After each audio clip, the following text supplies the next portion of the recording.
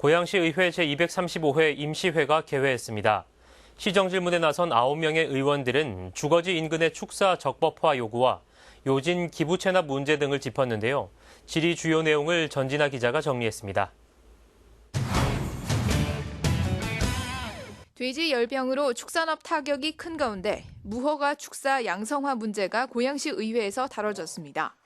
이길용 의원은 고양시 내 무허가 축산농가 128개 가운데 적법화된 곳은 25개, 진행률 20%가 안 돼 60%가 넘는 인근 파주, 양주에 비해 저조하다고 밝혔습니다.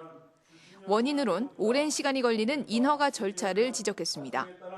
도시계획위원회의 심의에 따른 검토기한을 단축을 부탁드리고 이행강제금 부과 절차인 2번의 시정명령 및 부과 예고를 생략하고 의견서 등을 받아서 바로 이행 강제금을 부과할 것에 대해 요청드립니다. 답변에 나선 이재준 고양시장은 주거지 인근에 축사가 있어 악취 등 민원이 계속될 수밖에 없다며 행정 속도보다는 적법화에 드는 비용이 농민의 고민이라고 반박했습니다. 가설건축물 축조를 봐도 3년을 연장한다고 하더라도 또다시 그런 민원이 시달리고 하기 때문에 사실 이걸 적법화해야 될지 안 해야 될지 사실 축산농가들에서는 판단하기가 상당히 어렵고. 이홍규 의원은 YCT 개발 관련 학교 부지 기부 체납 문제를 짚었습니다.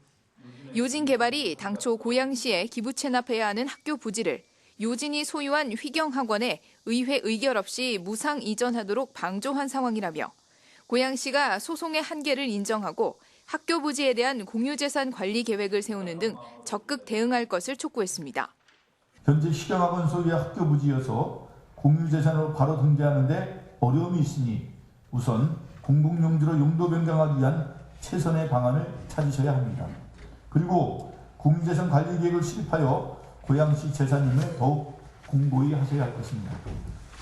이에 이재준 시장은 경기도의원 시절 YCT 계획 심의 당시 근저당 설정부터 문제를 제기했지만 도 심의를 통과했다며 답답함을 호소했습니다.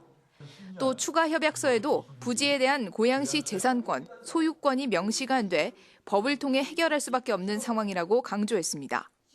우리가 49.2%를 받기로 했음에도 불구하고 2천억이나 나중에 최종적으로 2,600억까지 근저당이 설정되는 것 같은데요. 그만큼 근저당이 설정돼 있습니다. 우리가 49.2% 그냥 동의만 받은 겁니다. 구체적으로 우리가 실효성을 담보할 수 있는 것은 아무것도 없었던 겁니다.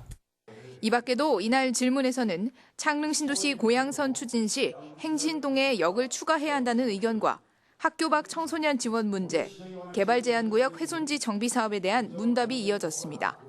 딜라이브 서울 경기 케이블 TV 전진아입니다.